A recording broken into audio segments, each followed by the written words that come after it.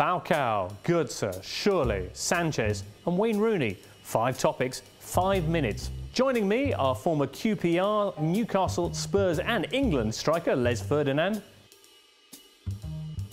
and international football writer Peter Staunton. I'm James Richardson. This is Transfer Talk.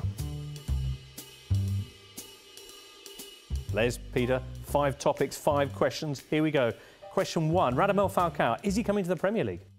James, the latest information we have is that Manchester United were present as he scored 2 goals in La Liga at the weekend. £47 million release clause. Who's going to meet at Chelsea, Manchester City have all been touted with interest in Falcao. Other than Messi and Ronaldo, you're talking about the best goal scorer in the world. There's even talk of Man United putting a deposit on him, Les. Him and RVP, is that a combination that works for you? Normally they're both sort of like focal frontmen themselves, so it would be how they would mix into the same team. I'm not sure I could see that at the moment, but all depends what happens with Rooney. Will Van Persie drop into a deeper role and allow Falcao to play up front? I could see it working at Manchester United, but I would say that Chelsea were the favourites. Massive figures being offered for him. Is he worth it? I certainly think so. I've watched him for the last 3 years. I recommended him to Tottenham a few years back when he was playing for Porto. He was fantastic at the time, the year they won the Europa League. And I think he'll fit in very well in the Premier League. And of course, the number he did on Chelsea in the Super Cup right at the start of the season will have won him plenty of admirers. It would have put him on a lot of people's radar, and I think Roman Abramovich would have done a deal that night if he could have. One thing that will concern Alex Ferguson about Robin Van Persie's form this season has been that he's really tailed away towards the latter half of the campaign. Radamel Falcao is a very consistent striker and he might be able to offer year-round goals as opposed to Van Persie this season. Topic 2, Mario Götze. Arsenal want him, but why would he want them, Peter? You're dead right, James. In the last 2 seasons for Borussia Dortmund, he's won the league title and a double, and now he's in the Champions League semi-final. Quite simply, that's the kind of stuff that Arsenal can offer at the moment.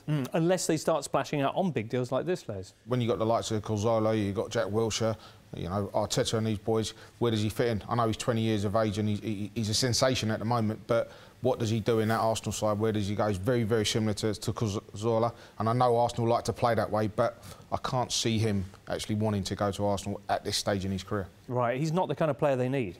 No, I don't think so. Although he's a talent, he is a talent, but I think what they've got around they probably need more up front than what he offers at the moment. Right. Do you think they've missed the boat a little bit with him as well? A little bit. If you look at the likes of Serge Gnabry and Thomas Eisfeld, are young players that they brought in from Germany over the past number of years. They bring them in at 17 years of age, before they're really on the radar of any other European clubs.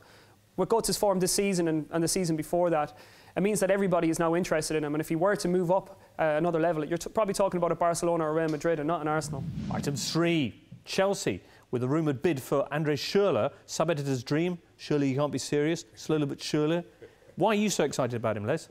I'm excited about him because I think if the rumours are to believe in Frank, is to leave Chelsea at the end of the season. I think as a goal-scoring midfield player, he offers what probably Frank offers to the side. He's probably not up with the amount of goals that Frank scores, but you know Frank's good at them goals outside the box, and that Schurrle certainly offers that to any team that he plays for. But also he offers great versatility out wide. He scores a lot of goals from outside the box, can play on the right wing and on the left wing. Basically, Chelsea would be getting a really, really good player who's on the fringes of the Germany team at the moment. Also suggests he can play really all over the pitch if he's covering for Frank Lampard in one role and Podolski in another. Yeah, no, he certainly can. And as Pete said, he can play any side of up front and through the middle as well. But as a midfield player, I think he's the one that drives forward probably quicker than what Frank was at his age, and scores plenty of goals.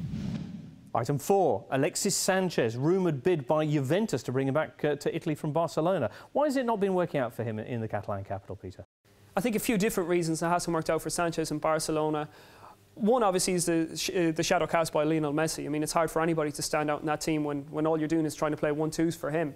Also, right at the beginning of his time at Barcelona, he had a particularly bad injury, and it took him a while to really recuperate from that and get back in the team.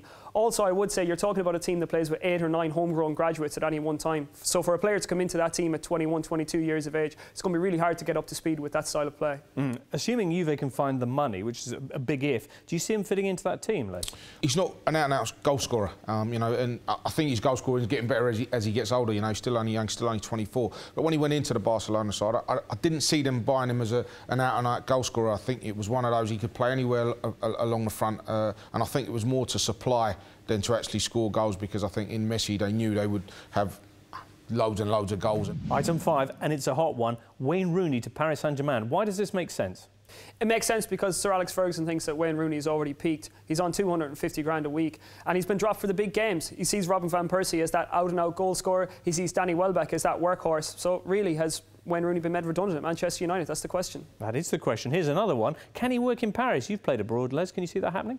I think he can work anywhere. He's that type of player, but you know, it's an interesting. It's one that's run for a while now, and you know, a year ago, 2 years ago, it was unthinkable that Wayne Rooney would be left out of any big game, but he has been, and he had his troubles with Manchester United last year about his contract, and you know, the rival City wanting to take him, and I think may have had enough, and it's time for him to move on. Massive wages that pretty much ensure there's only a couple of clubs that could come in for him. Of those two, maybe Real Madrid and Paris Saint-Germain, are Paris Saint-Germain actually the best option tactically? I think best option for him, because I think at the moment they're going to have a real go at, you know, winning their league for the next few years and then go on to try and win in the Champions League. He's done it before, but you know, he certainly wants to win a few more things in his career. That's the minute up, Les. That's our 5 in 5 then. If you want to get the latest on any of those stories and more, just go to Transfer Talk or use the hashtag AskGoal.